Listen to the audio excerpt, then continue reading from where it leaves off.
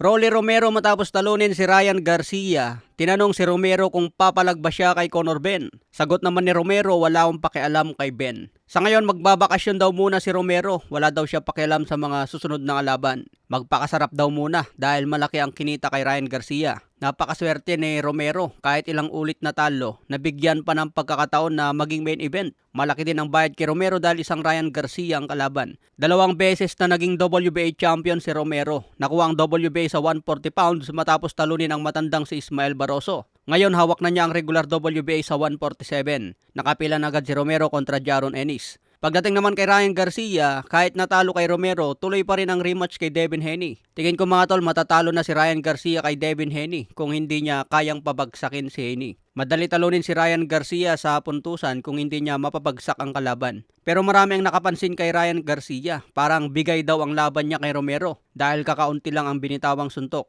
Natakot na bumitaw ng power shot si Ryan matapos bumagsak sa round 2. Super upset ito kay Ryan Garcia dahil times 11 si Romero sa odds. Pero sa post-fight interview mga tol, patawa-tawa lang si Ryan Garcia habang sumasagot sa mga tanong. Tanggap naman niya ang pagkatalo. Malaking faktor daw ang isang taon na bakasyon na nibago ang katawan. Tinatawag si Ryan Garcia na king of social media pero sa boxing malabo daw na maging king. Mas malakas na ang posibleng kalaban ngayon ni Ryan Garcia sa 147. Parang si Romero na ang pinakamahina dyan pero dito pa siya na-upset. Samantala, Devin Haney matapos dominahin si Jose Ramirez, sinabi ni Haney interesado siya lumaban kay Conor Benn. Sinabi naman ni Conor Benn sa interview, dismayado dahil natalo si Ryan Garcia. Ito pa naman ang target niya. Pero masaya naman daw si Conor Benn na labanan si Devin Haney. May laban daw si Conor Benn ngayong September kaya hinahanapan pa ng kalaban. Kung walang mahanap na kalaban si Benn, posible ang rematch kay Chris Eubank. Sa ibang banda, final weigh-in ni Canelo versus William Iscal. Parehas nakuha ang tamang timbang sa super middleweight. Ito rin ang abangan natin bukas araw ng linggo. Gaganapin sa Saudi Arabia kaya umaga pa lang tapos na ang laban.